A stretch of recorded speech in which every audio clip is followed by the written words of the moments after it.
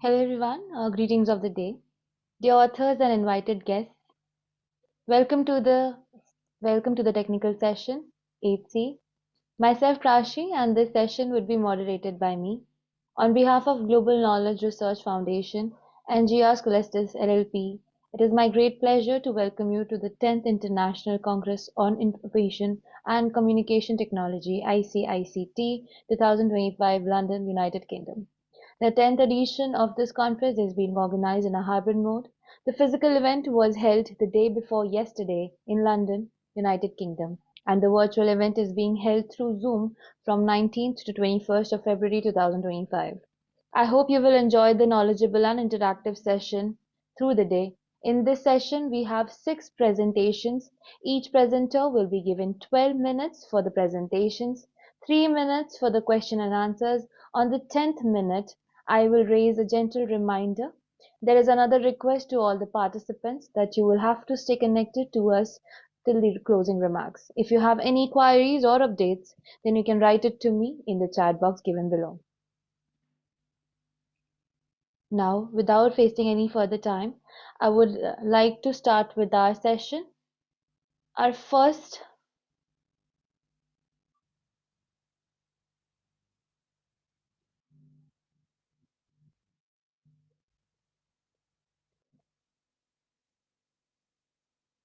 our first presenter for this session is Carlo Pironi, presenting a paper on the title Accessibility for the Elderly, a methodology for comparing objective and subjective measures regarding health and transportation services.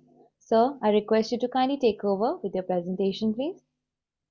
Yes, I'm trying to Yes, share sir. my screen. Okay. Don't know if it's possible to see it.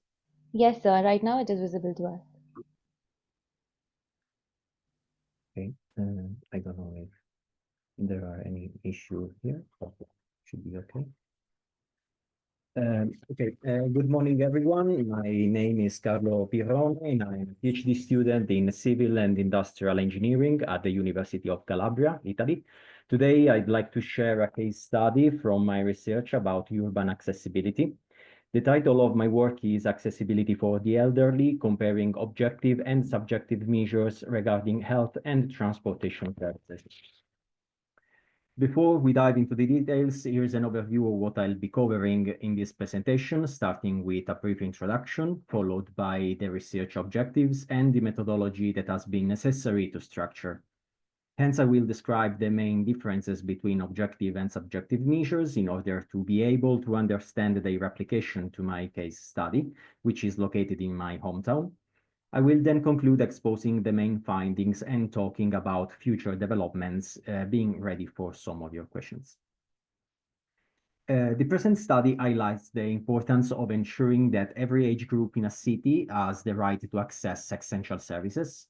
When considering the older people, which are one of the most physically disadvantaged groups, it becomes easy to detect those essential services into healthcare facilities and public transports.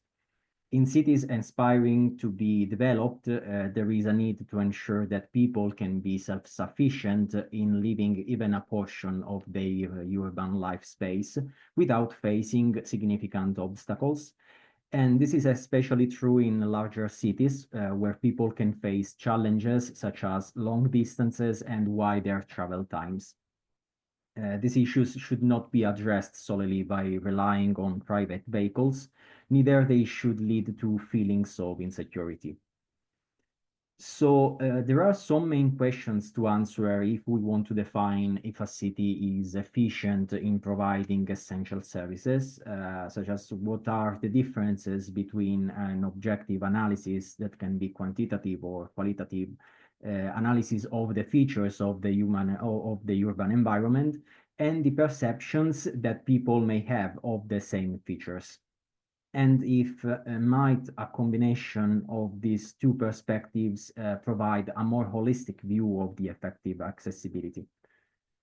These questions were raised from previous studies, first of all, about what is the accessibility, considering the various definitions given by different authors during times, basically the ease of people to reach for a place or the ease of a place to be reached by people, and how to measure accessibility in order to slide from a conventional sets of measures belonging to non-behavioral models, we may say based on physical quantities, that in our case lead to objective measures, and behavioral models based on the behavior of people choosing travel paths depending on their specific needs or limitations, as well as socioeconomic factors, alternative specifics, and so on, that in our case lead to subjective measures.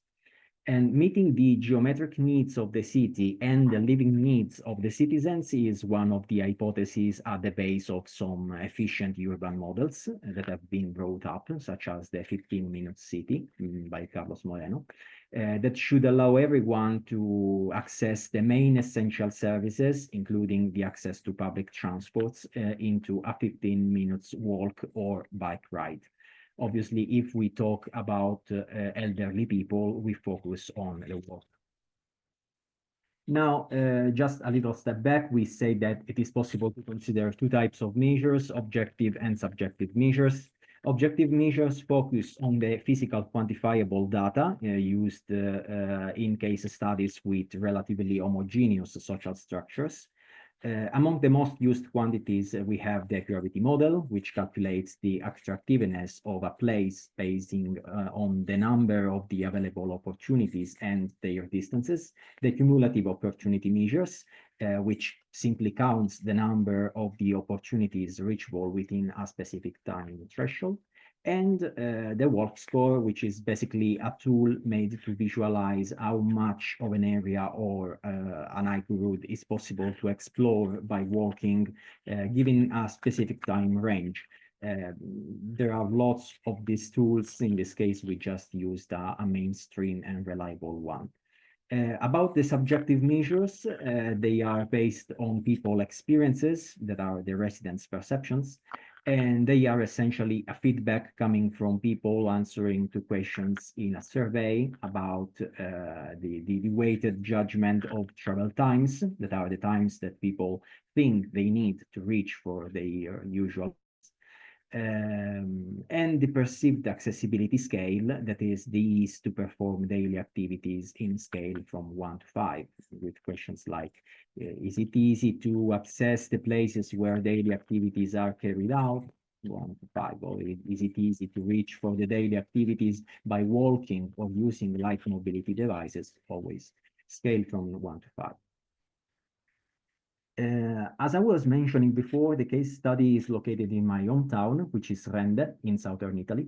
Rende is a medium-small town counting a population of 35 inhabitants, even though the actual number of people in the area is a little higher due to the presence of the university campus, which hosts nearly 30,000 people per day between students, professors, and staff. So we may call it a university city. And those people come from both Rende and its surrounding areas, now neighborhoods, villages across the province of Cosenza, as well as from the city of Cosenza itself, that is one of the most important city of the region. So we are going to see the objective measures. So the area of interest was analyzed both at a larger scale and at a smaller scale. At a larger scale, the whole municipality was mapped using a GIS software, layering and dividing the single neighborhoods, counting the available opportunities with a specific focus on healthcare facilities and services, including pharmacies, parapharmacies, general and specialistic medical practices. And similarly, the local public transport routes were mapped, detailing the covered routes and the daily service frequencies. These lines serve the entire area with a direct connection to the central bus station in Cosenza. At a smaller scale, the accessibility was meant as the proximity of residents to the identified activities within a neighborhood, and it has been evaluated using the walk score. And looking to a nice fact that in each defined neighborhood is almost every time possible to set a time constraint of 10, 15 minutes to span the entire area, getting a nice score, a very high score, which means that those small portions of the city are theoretically walkable in a time of 15 minutes.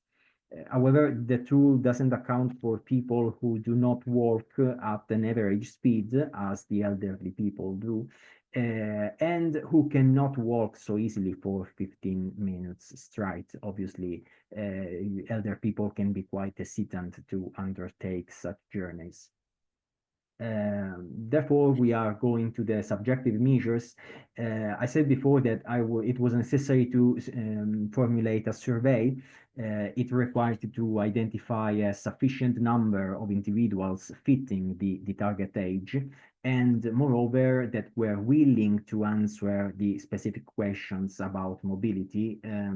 So there have been multiple steps of the survey that was carried out first face to face, and then also online through social networks and attended by people older than 65 years old.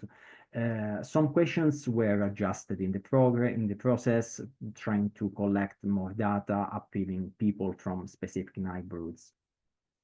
So we're going to the conclusion. The initial findings revealed that the elderly people were quite reluctant to walk in my city, also because their physical limitations, except in very few cases when they could suffer less disturbing urban factors. The perceived distances and travel times are often overestimated, and many neighborhoods lack efficient infrastructures, leading to heavy reliance on private vehicles that are seen faster in emergencies despite worsening traffic congestion.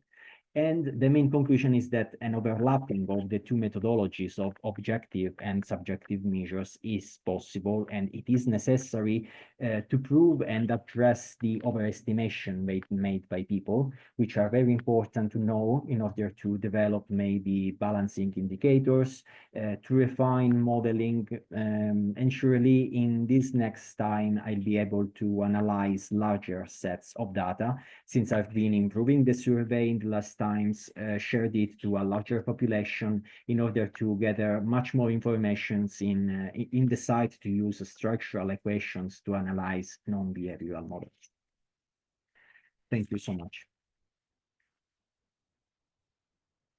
Thank you so much, sir. Uh, any questions for sir? We have our session chair available with us, Dr. Yashwant Dongre. So, do we have any questions for sir? Yeah, I have listened. A good presentation. Technical part of view. No question from my side. Okay, sir. Yeah. Sorry, is this a question? I didn't understand very well your No, answer. he says that he understood the technical part and he has no more questions for it. Ah, Thank you okay, so okay, okay. much. Thank you so much. Thank you so much for your appreciating. Thank you so much, sir. Before we start ahead, Should I quit my presentation you can now? stop sharing. Sure. Uh, okay, thank you.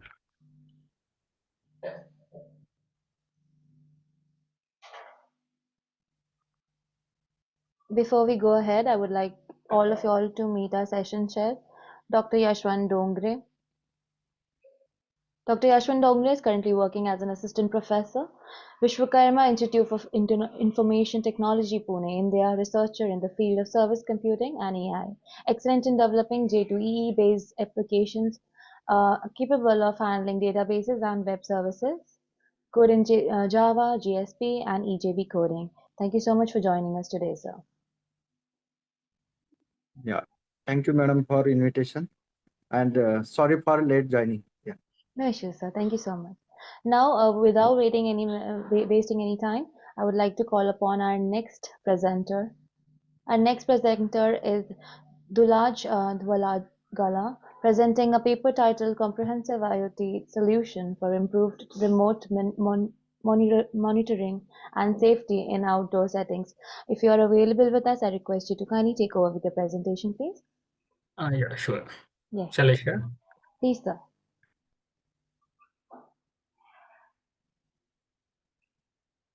Yeah. Am I audible and can you see my screen? Yes, sir, you're audible and we can see your screen. Uh, Hi. Uh,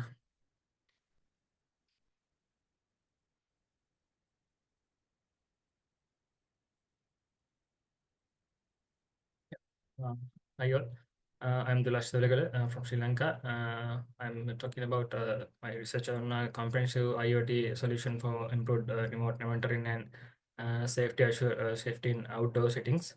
So, as an introduction, uh,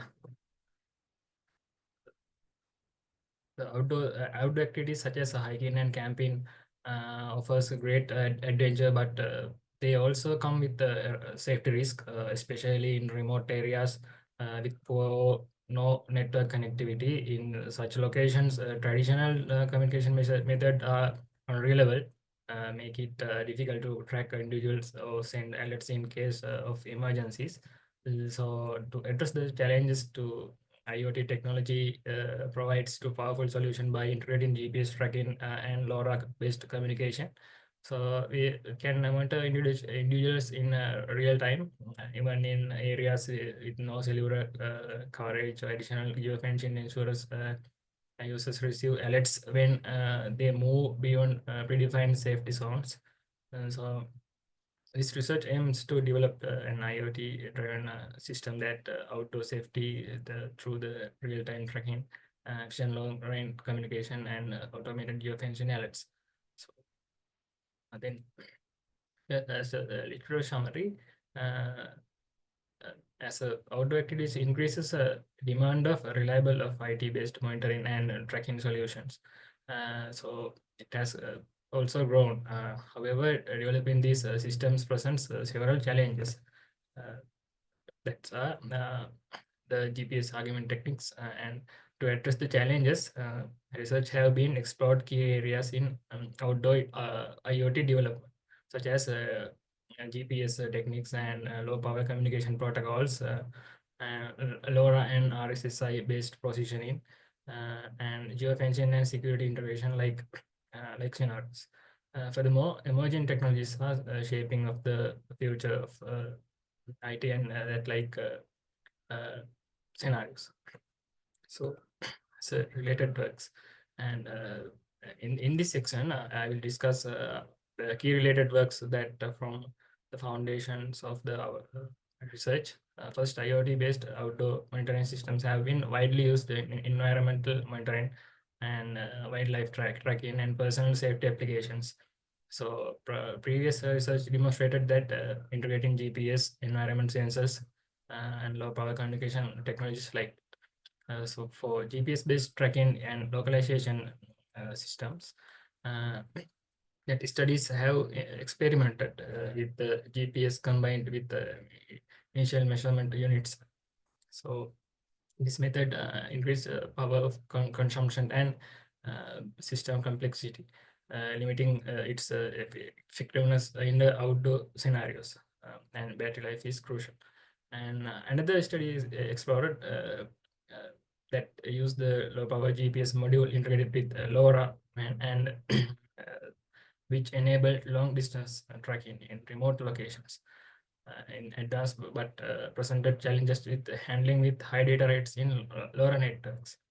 Regarding communication protocols, prior research introduced LoRa GSM hybrid systems, which combined the long-range low-power benefits of LoRa with GSM, the high data throughput. So the methodologies. Uh, that system follows modular architecture, consistence of main hub and sub devices, and allowing for scalability and expansions. The main hub powered by ESP32 and LoRa 433 module, and and also it has a OLED display. Sub devices are also having GPS module and OLED display and ESP32. that are programmed by C++ by using Arduino IDE. It has a web interface to sending geofencing alerts and monitoring where the people who have the sub-devices. The web interface is built in with Node.js and React.js and JavaScript and provide real-time visualization of the data. And MySQL database manage that system informations, while map and graphs help to make informed decisions about outdoor conditions. And this is a system architecture.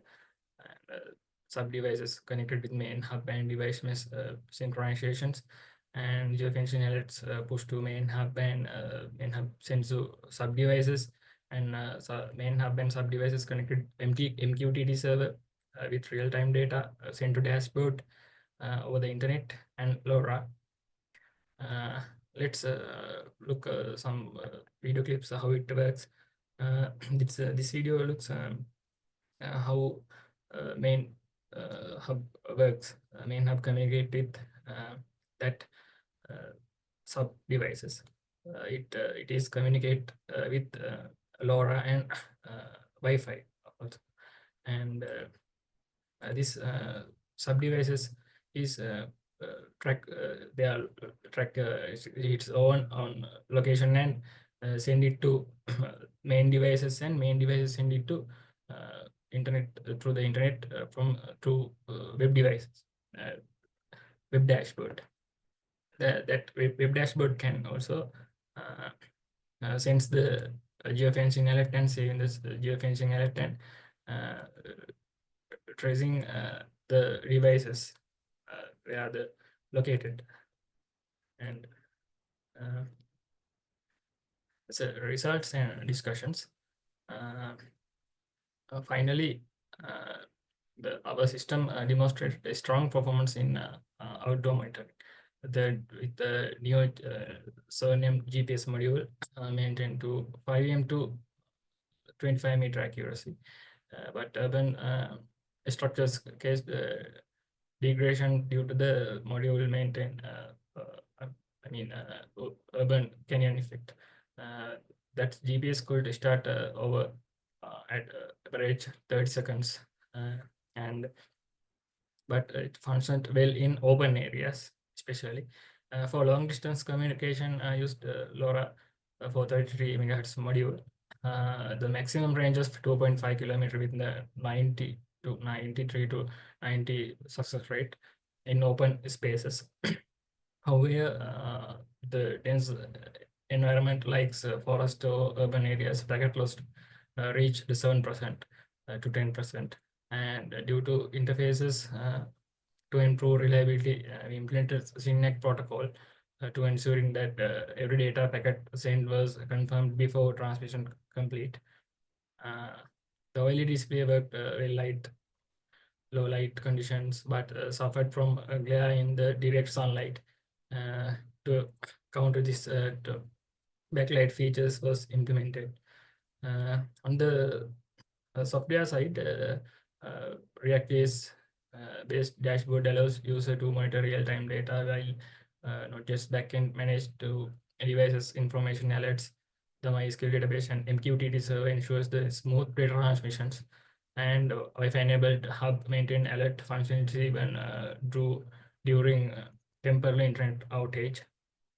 So as a conclusions, that research has developed an IoT-based systems that leverage GPS and LoRa communication, enhance software safety. That the system successfully tracks user movements and provides real-time geofencing alerts, making suitable remote environments where connectivity is limited.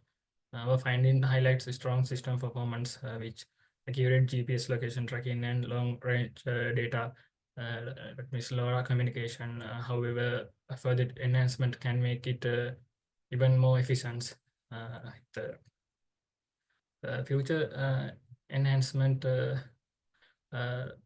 like hope to solar energy harvesting and mesh networking, and exploring alternative communication protocol such as LoRaWAN or satellite communication, and integrating systems with emergency services will provide automatic alerts to rescue teams in case of distress situations. And a mobile app will enhance user interactions, the user to monitor locations and receive alerts and control devices directly from their smartphones.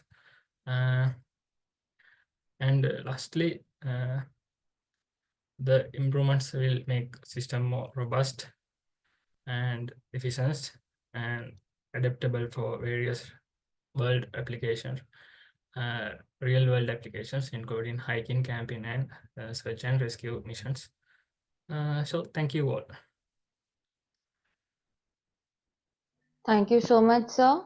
I would like to ask our session chair, Dr. Yashwant Dongre. So, do we have any questions for him? Yes, very first good presentation, and then I would like to know uh, what measures you have considered while measuring accuracy in a GPS case. You are using GPS devices Yeah, in experimentation, IoT based experimentations.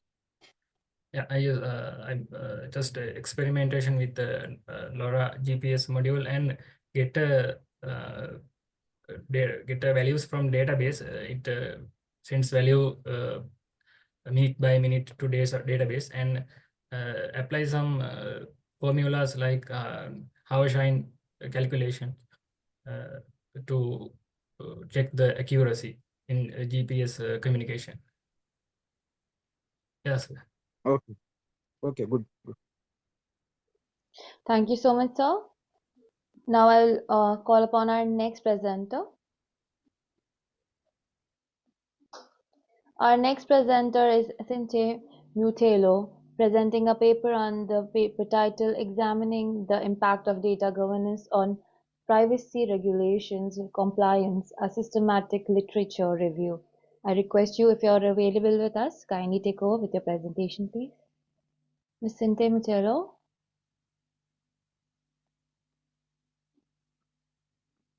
If we have any technical glitch from your end, you can write it to me in the chat box as well. Hi, I'm just quickly going to share my screen now. Okay. Thank you.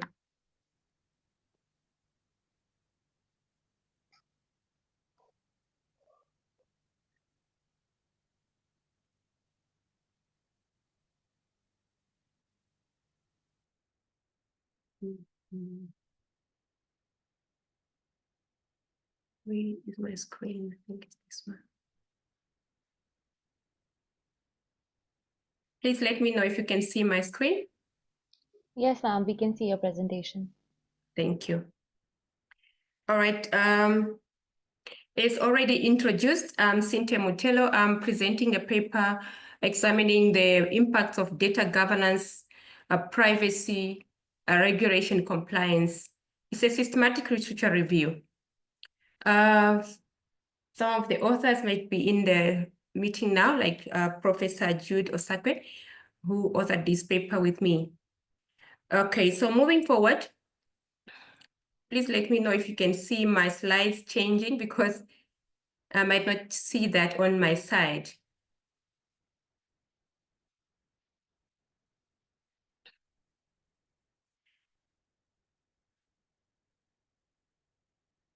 All right. So the presentation will cover the following contents of the study. It will cover the introduction, the data governance, definitions and components, the privacy regulation, the compliance, the overview, and the importance of the study. It will also cover the methodology, the findings, and the discussion. Implications for the practice will be presented, as well as the conclusion. Regulatory pressure in the domain of privacy protection have significantly grown, and the potential fines for non-compliance are increasingly high. So hence, various countries or various nations and international organizations and regional governance bodies have issued or are considering issuing data protection regulations, which prescribe obligations to organizations in the exchange for improved control for individuals. These regulations aim to do what? To protect the transparent processing of personal information, to foster individuals' rights, to secure freedom and fairness, also to improve trust and for fit innovation and digital economy. According to numerous studies that have been done, several data protection, privacy, law, and compliance case studies have revealed that the robustness of data governance frameworks can transform business processes and technologies to implicitly comply with multifaceted regulatory obligation. Furthermore, privacy regulation place obligations on organizations to demonstrate compliance with handling customer and employees' data. The research aim and objective of the study. This study examines the impact of data governance on compliance with privacy regulation, focusing on four concepts: the data governance components, the compliance benefits, the configuration, and the data governance structure requirements. It uses a systematic literature review approach to provide a detailed analysis of how data governance affects compliance with privacy regulation. The objective of the study is to include illustrating the concept of data governance, elucidating its components, presenting compliance benefits, and also demonstrating how compliance helps organization. The study also explores the research on other regulation compliance in data governance and evaluates the relationship between compliance and regulatory bodies. Conformance. The scope of the study, the scope and the significance of the study. Data privacy is increasingly important in public and political debates due to increased distrust of digital technologies. Therefore, effective data governance systems are now a priority for every organization. This analysis provides practical implications for practitioners and policymakers. The protection of personal data is essential for artificial intelligence systems to be launched effectively. When it comes to data governance, the definitions and the components of data governance is defined as a framework for generating high-quality data through organizations. As such, it takes the role of decision-making by ensuring that the most optimal and fully available data is provided for the decision-making processes. Data governance also focuses on 6 criteria to control findability, the accessibility, the interoperability, and the reuse of data. Data governance follows the principle of accuracy, availability of data value, the integrity, the approval, the risk, and compliance, and efficiencies, whereas approval can be viewed as a compliance. And numerous nations and regions have introduced personal data protections and privacy regulations in their organization. One key focus of these legislation and directives is to protect how data subjects' personal information is used by organization in terms of data processing and personal data sharing. Any organization nowadays that processes personal data that relates to a data subject situation in a particular nation or state falls under the scope of these legislations.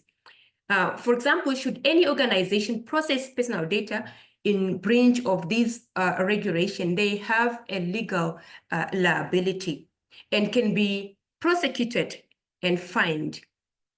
Additionally, failure to comply with these compliance and governance standards, it can lead to enforcement actions from data privacy supervisory authorities.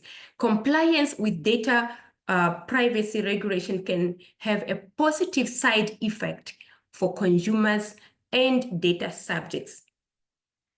It indicates that their personal information for customers now, information is likely to be protected and hence indicate the trustworthiness of the organization storing this personal information. Moving on to methodology, the study conducted a systematic literature review. A systematic literature review is a strategic approach to accurately complete the research, ensuring the exhaustiveness, the completeness of data collected. The research objective is to or to select papers reporting string evidence, establishing the parameters of the research, establishing the novelty, validating arguments, and also establishing theoretical clarity. Studies discussing data governance, but lacking primary or secondary research ambition were excluded to ensure high-quality results. It was through this literature review, systematic literature review, the review uses a qualitative approach focusing on the interplay between data governance, the privacy regulations. The study also uses a descriptive framework is a data extraction tool and carefully selects the criteria to generate a comprehensive understanding of the current state of this research area. So studies discussing data governance but lacking primary or secondary research ambitions were excluded or are excluded to ensure high quality results. Continuing with the methodology of the study, systematically identified the primary study phases, extracting information on objectives of the studies, data governance practice, privacy regulations, impacts on privacy compliance, and key findings. The data extraction process involved 3 steps: defining the information needed, defining the procedures, and performing manual data extraction. The extracted data was then put into a common separated value, the CSR, a spreadsheet for easy analysis. The data was organized into tables, including study ID, the title, the key information, publishing year, the type of publishing, subject, research objectives, the legal framework, and also solid framework used. The common separated values sheets were then electronically collected and checked for errors before being submitted for authentication. Sorry to intrude, ma'am. We have exceeded the 10-minute mark. I request you to kindly wind up the presentation as soon as possible, please. Thank you. So I'll quickly go to the findings of the study. The findings were grouped based on the 4 themes.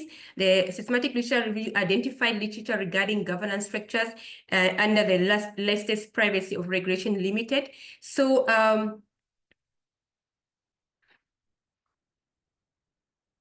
I'll say the data governance framework, the systematic literature review have identified the themes, and these are the key themes that you can see there. The data governance frameworks are increasingly addressing privacy and discussing the implementation of implementations and the impact are emerging. So the themes includes the links between the stakeholders such as the organization, the governments, and data subjects and workforce. Internal governance processes such as risk management and change management are also crucial for ensuring secure data, processing the data, and also incorporating private requirements. So corporate transparency is also crucial. In conclusion, or summary, we can say that data governance has a positive impact on privacy regulation compliance, with empirical tests indicating a positive association. So the review acknowledged the need to include studies that reflect on data subject rights and the ongoing development of legal frameworks. So there is lack of research contextualized specifically in privacy regulation of countries and works focused on data subject rights. Thank you for listening. I will now invite questions and comments. Thank you so much, ma'am. So, Dr. Dongre, do we have any questions for ma'am? No, ma'am. No question from my side. Okay. Do we have any other questions from anyone else? Okay. So, thank you so much for your presentation, ma'am. Thank you. We will now jump on to the next presenter. I'd like to call upon our next presenter for the session. Our next presenter for the session is Nabila Kosa, presenting a paper titled Explainable AI and covers key clinical factors linked to survival in skin cutaneous melanoma patients. If you are available with us, I request you to kindly take over with your presentation, please.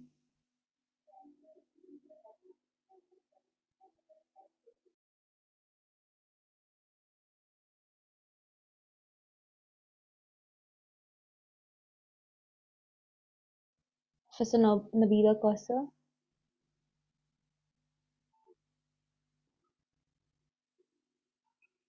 If you're facing any technical issues, you can write it to me in the chat. Okay, you're here. Ma'am, we are unable to hear you actually. Hello, can you hear me? Yes, now we can hear you. Okay, I'll just stop presenting and you can take over with the presentation. Yes. Hi, I'm Nabila Kausar. I'm researcher at ICRA University, Islamabad, Pakistan. I'm going to present my paper, Explainable AI Uncovers Key Clinical Features with Link to Survival in Skin Cutaneous Melanoma Patients.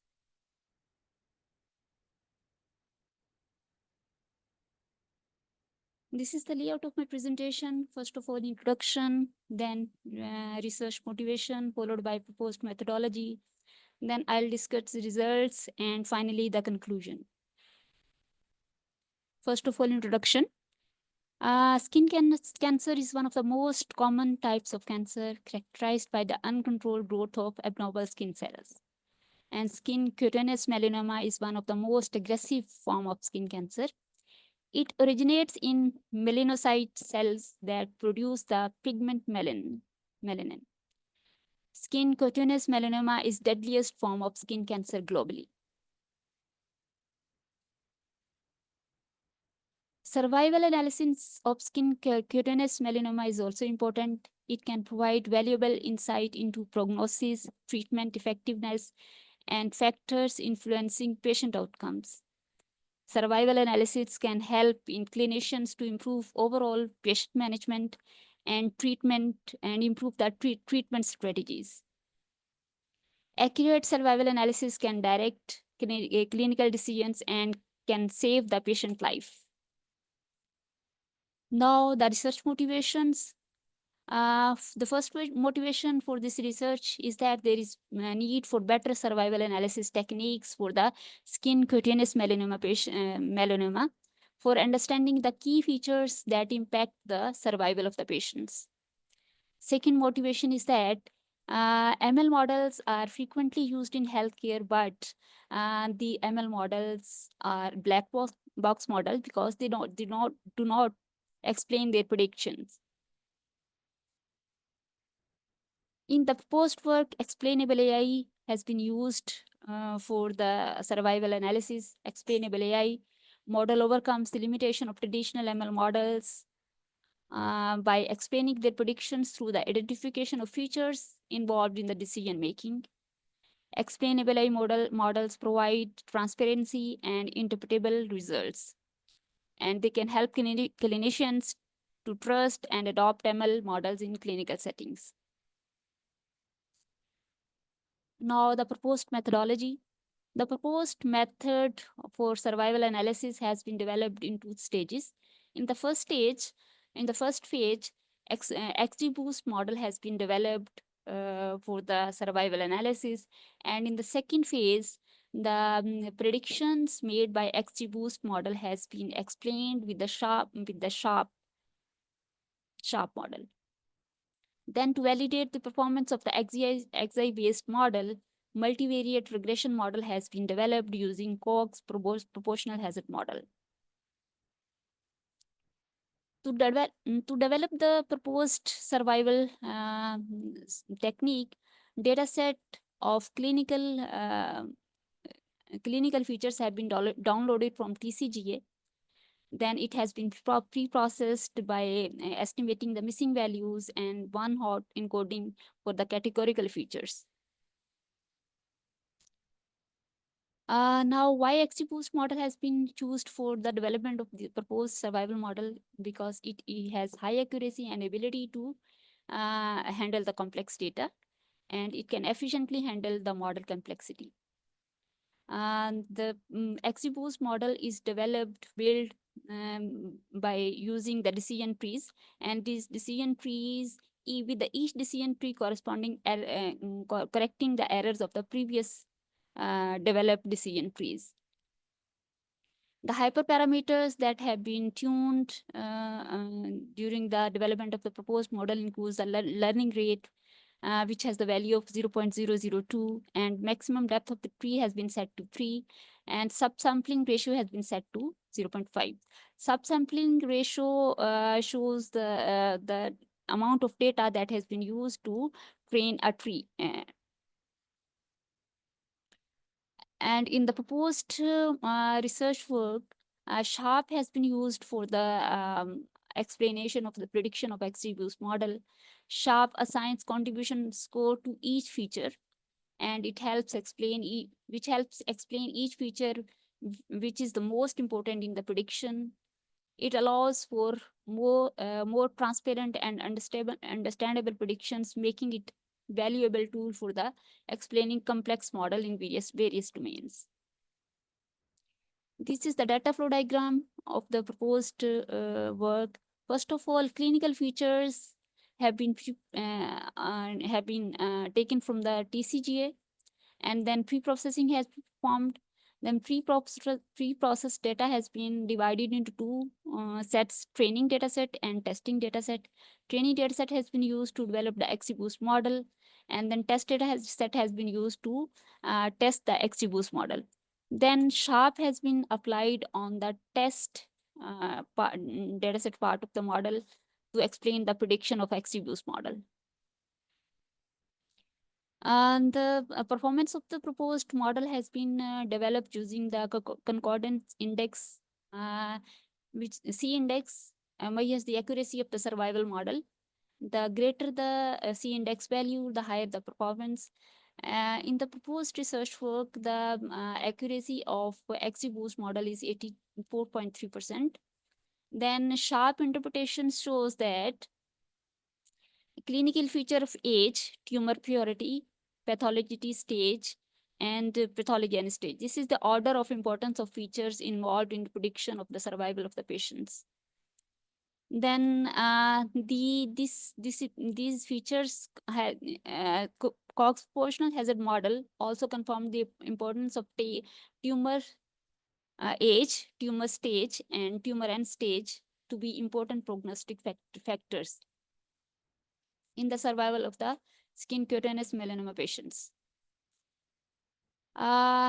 This is the Cox likelihood graph.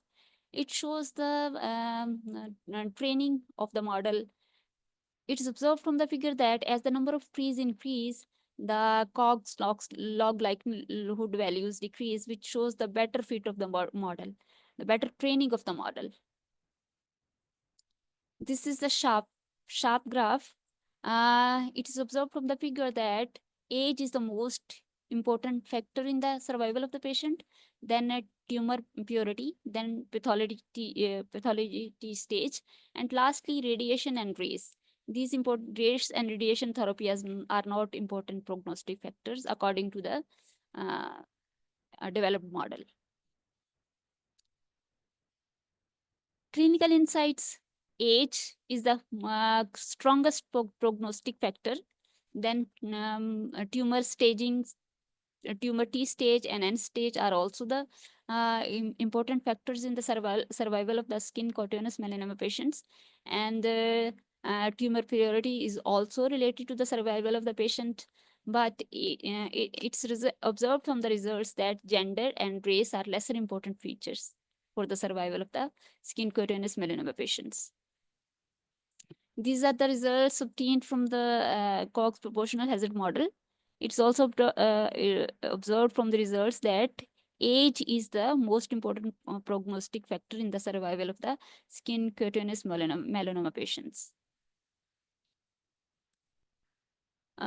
Consistency with the previous studies, age and tumor stage are consistently identified as key prognostic factors. XI models offer more transparency, improving clinician trust in AI predictions.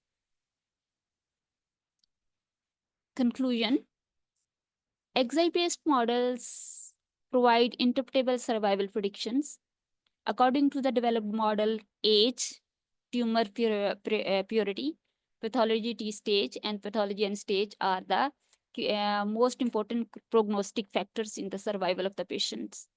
And XI supports decision-making in patients' treatment strategies.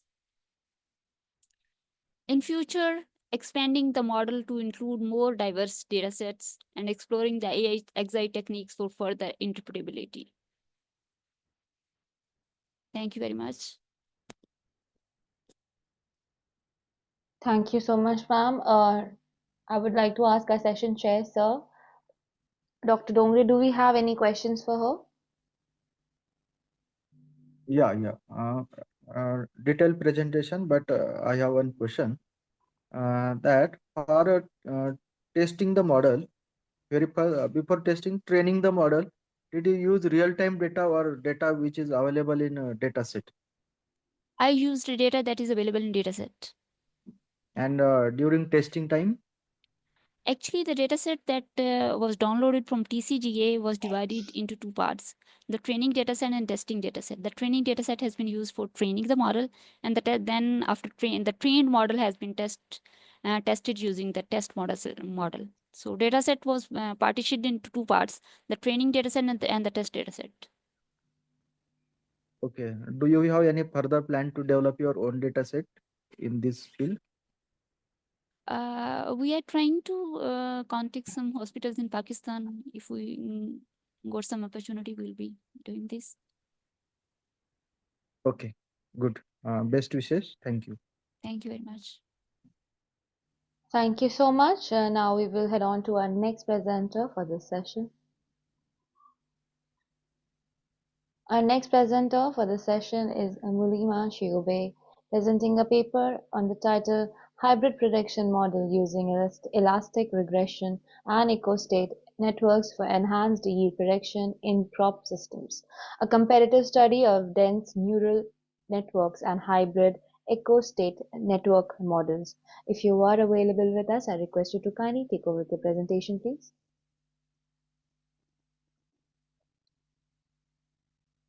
Thank you. So I request you to kindly unmute yourself as well.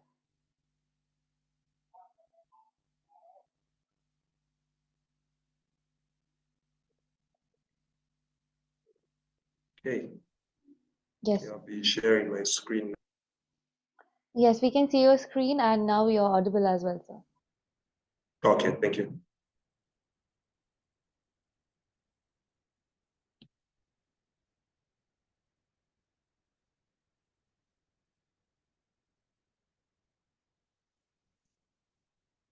Is my screen visible?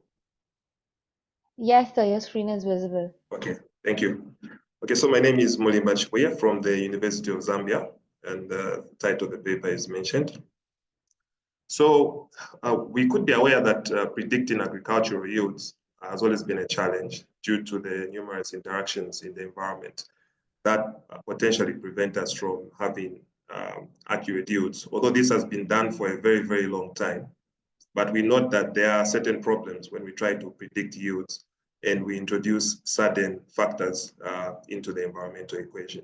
So our research goal was to develop a hybrid model that combines elastic net regression and ecostate networks to handle complexity and the temporal nature in agricultural systems. So the challenge with predictions, as mentioned, is that natural environments are quite chaotic, and it's more different. Hello, sir.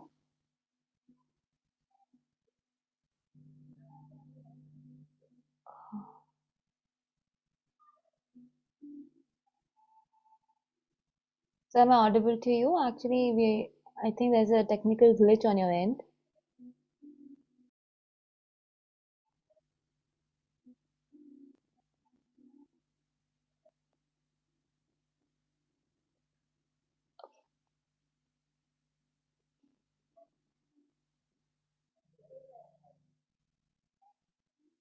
Okay, looks like there was some technical glitch, and so will be joining us soon.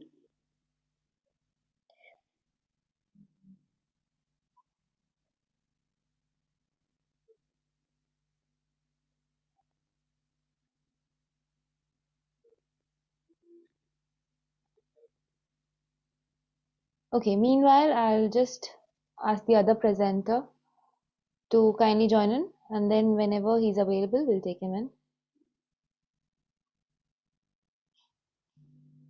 Our next presenter is Cynthia Shireen B, presenting the paper on the title Vehicle Detection and Classification using YOLO V8 and YOLO V10, a comparative analysis of model performance and matrix on the novel WINS dataset. If you're available with us, I request you to kindly take over.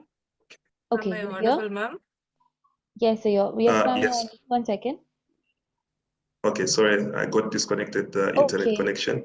Miss Cynthia, Yeah. I request you to kindly wait. Sir is here now. We'll just continue with this presentation. Yes, ma'am. Thank you so much, ma'am. Okay, sir, I request you to kindly take over. Okay, thank you. So we used a historical data set from a town in Zambia called Mumbwa. And that historical data set contained 10 years of data that we used for this process. But we also used additional data sources because of the scarcity of the data that we had. We had to augment that data with more data from Global Yield Gap Atlas and Aquacrop. So we used that to synthesize additional data so that we could be detailed as possible. Additionally, we considered other features such as near-infrared spectroscopy sensing, mostly using the differential vegetation index. We use ground-penetrating radar to try and see what the health of the soil was, soil moisture content, electrochemical sensors to measure pH over that period. Of course, various sources had to be considered so that we could synthesize this data. We also use historical and current data, which of course simulate current conditions in terms of the yield. So aquacrop, basically, in literature review, aquacrop focuses on water limited condition, but doesn't really incorporate real-time analysis into predictions. We also use some information from EPIC, which was quite comprehensive, but of course, does not really react to sudden fluctuations in the environment.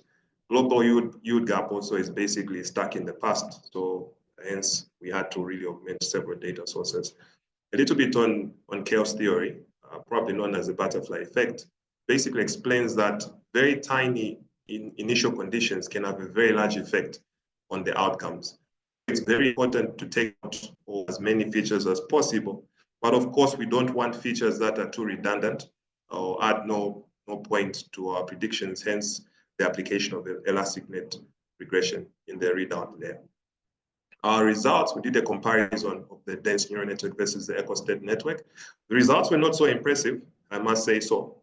probably given the limited data set that we had and the vast features that we had, we saw quite some random unexpected results with the mean absolute percentage error of the dense neural network doing very badly compared to that of the echo-state network that we developed. However, when we consider factors such as the R-squared value, we were much better. And then we also went into fine-tuning of the individual models. We could see that for the echo-state network, in one iteration, we managed to hit a R-squared score of about 0.52. But as for the dense neural network, there was no need to fine-tune because subsequent training above 10,000 epochs was not really showing any improvement in the loss function.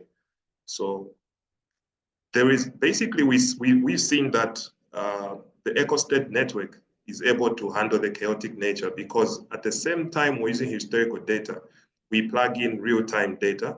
Of course, we had to simulate this real-time data based on current conditions and see how that affects model performance. But we saw that the echo-state network using elastic net regression performed significantly better than the dense neural network. So our hybrid network definitely does show some promise, though additional work is definitely required into improving this. And for this, we plan to gather more extensive field data for testing purposes and investigate other hyperparameter optimization methods, perhaps using Bayesian optimization, and definitely incorporate real-time sensors as opposed to trying to simulate environments and other factors within the system. That's the end of my research. Thank you. Thank you so much, sir. I'll just ask our session chair if they have any questions for you. Dr. Dongre, do we have any questions for him?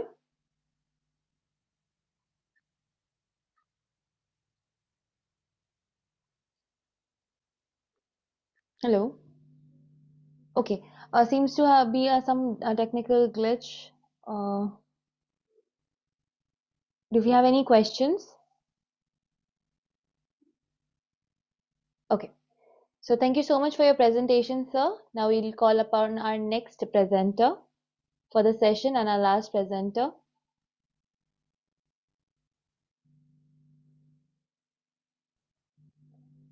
Cynthia Shireen B, as previously mentioned, paper titled Vehicle Detection and Classification Sorry, using... madam, I don't Yes, have sir. any question.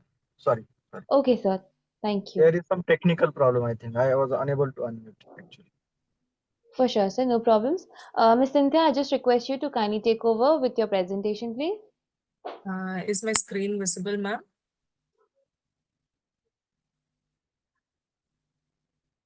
Yes, is my screen visible, ma'am? No, ma'am, just a second.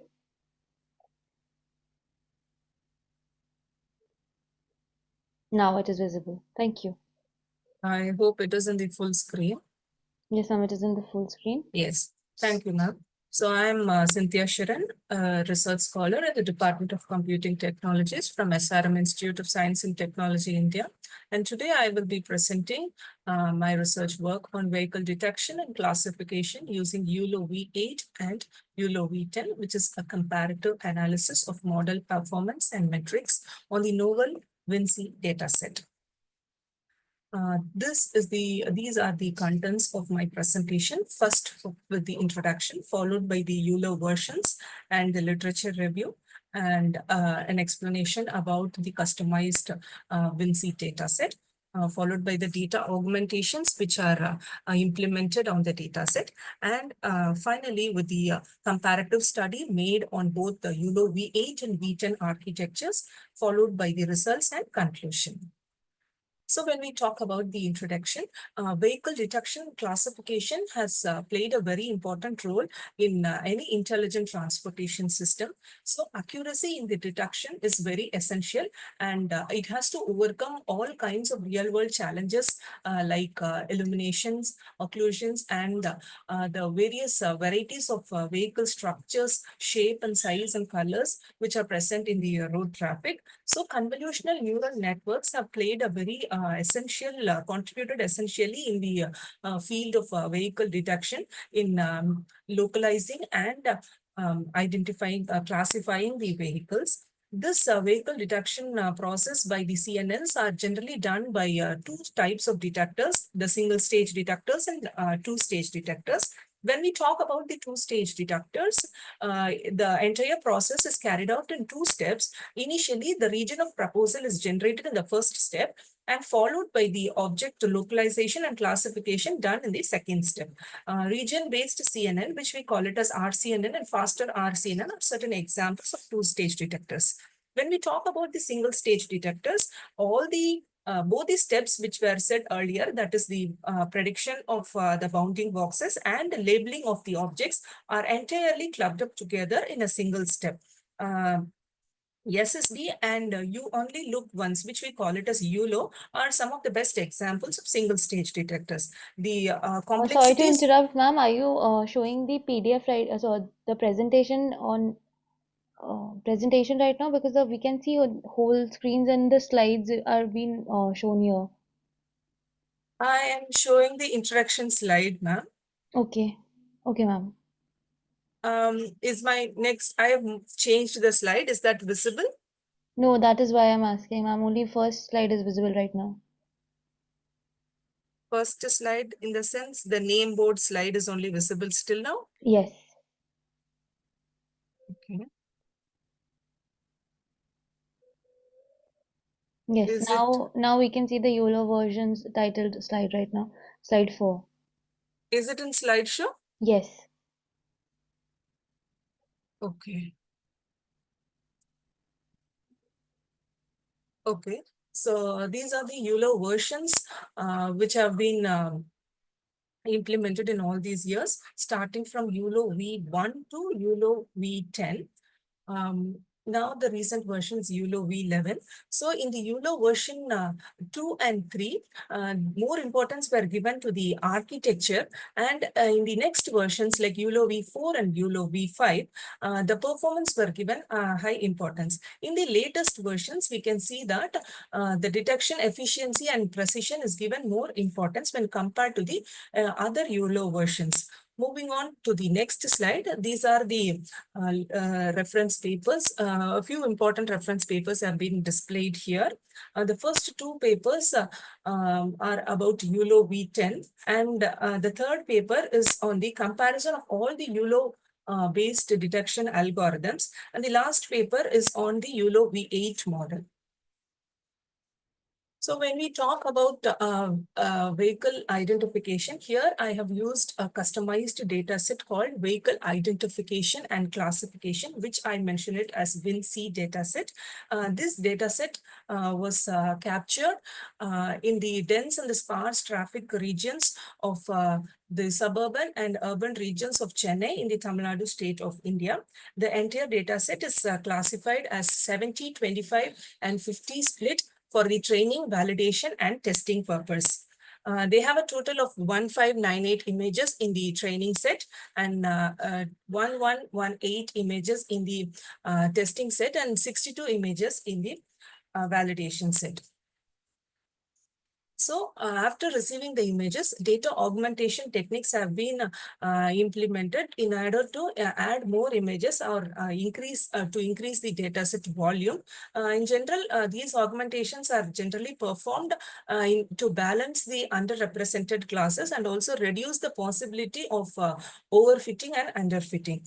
So a sample of the augmented images in the VINCI dataset is displayed here for your reference. Moving on to the comparison of a YOLO V8 and YOLO V10 architecture. The YOLO V8 architecture has the C2F module, which is basically an anchorless detection module. And the size and the position of this module, of these bounding boxes, are determined by the complete intersection over union, which we call it a CIOU. And the binary cross entropy function will help in the finding out the classification losses, and which is very helpful during the multi-class classification.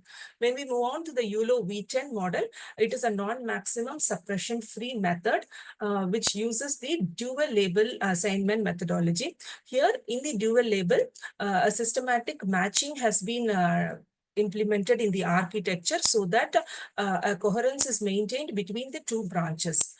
And finally, the rank-based structure in the ULO V10 model will help in the detection of very small objects in finding out the accuracy. The partial self-attention mechanism, which is present in the ULO V10 architecture, helps in reducing the computational load without compromising the model's performance. Ma'am, I'm really sorry to interrupt you, but could you please tell me on which slide you are right now at? I am exactly in the comparative slide of ULO V8 and ULO V10. Right now, it's still showing 4 for us. I request you to kindly please share your screen once again, ma'am, if possible. Okay. There's some glitch maybe. Just Okay, once fine. again, ma'am. Yes, I will stop sharing it now and again I will share. Yes, ma'am. Madam, am I audible to you? Are you there? Yes, ma'am, you're audible to me. Yes. Is the screen visible now, ma'am? Now it is completely visible, ma'am. We are at the comparative study of your VA. Yes, exactly. Thank you so much, ma'am. I think I have explained this slide, the comparative study of ULO V8 and ULO V10 model. So let me go to the next slide. So here are the results and discussion of the ULO V8 and V10 model. The following hyperparameters were used during the entire process, and during the training and validation of both ULO V8 and V10, we have used we have implemented three types of losses there. For prediction of the bounding boxes, we use the box loss, and for the classification of objects, we are using the classification loss, and for prediction, we are using the distributed focal loss, which we call it as DFL here. So these are the loss values which are obtained during the entire training and validation process. So on the comparative study, the ULO V8 model and V10 has achieved the following. This graph shows the precision, recall, and mean average precision at 50 and 50 to 95 values for both the ULO V8 and V10 model. The next comparative study is based on the very important performance metric, which we call it as precision. The precision confidence curve will help us to identify all the positive predictions. In general, the increase in precision shows the effectiveness of any model. So ULO V8 and V10 model has exhibited 96.3 and 97% of precision in the study. So in the next performance metric is recall, which helps to identify the actual positive values. Here, ULO V8 achieves 89.1% and ULO V10 achieves 92.4% of recall. And to balance both of them, the F1 score remains to be 75.1% and 81.1% at the confidence threshold of 51% for both ULO V8 and ULO V10. So this is the confusion matrix generated for both the evaluation models. The diagonal row in the confusion matrix determines the true positives, which are the correct predictions made by the model, and the others represent the misclassifications. So in both the figures, a very clear understanding about the classification accuracy of each class is understood with the help of this confusion matrix generated for both ULO V8 and ULO V10. And finally, this is the vehicle detection results obtained on the vehicle identification and classification data set, which we call it as VINCI.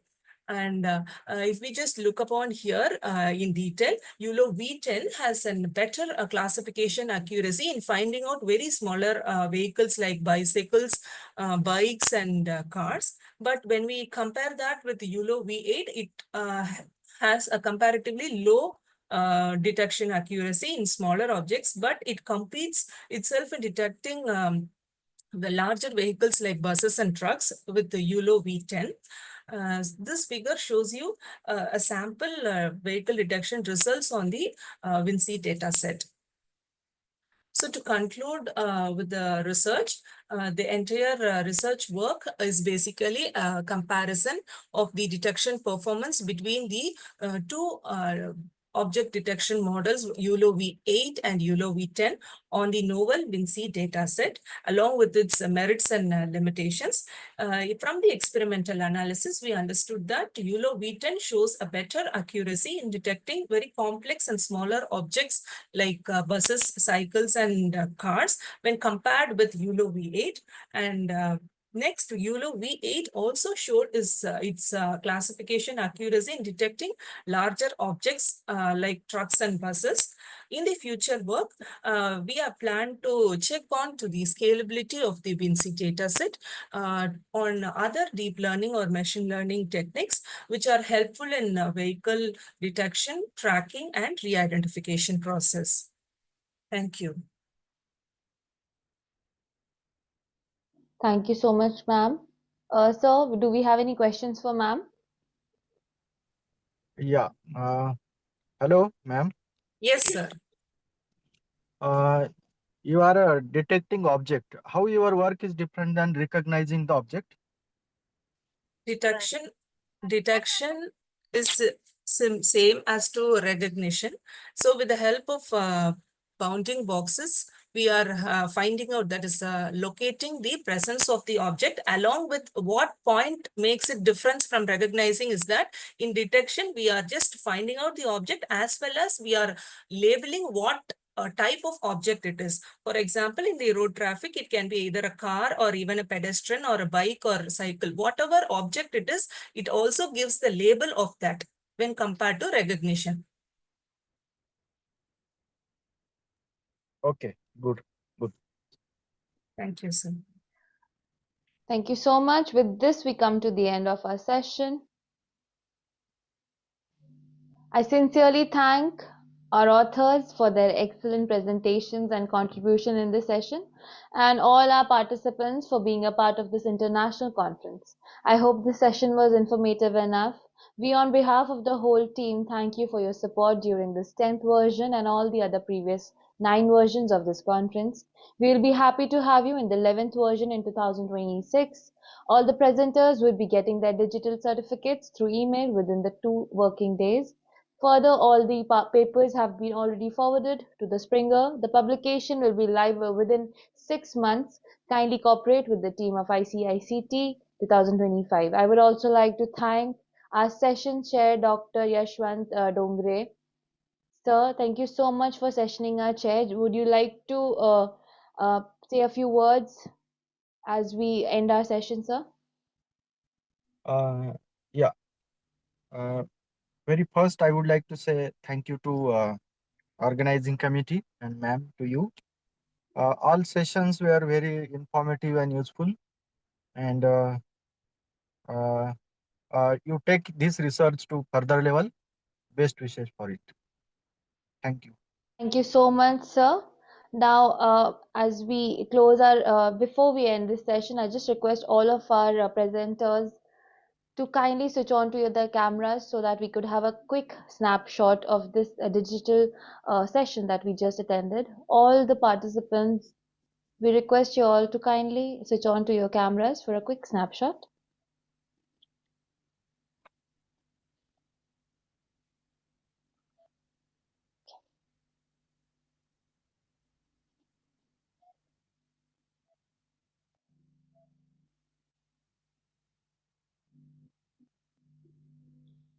Thank you so much. Now I request you to kindly log out. Thank you. We see you on the next session. Thank you so much.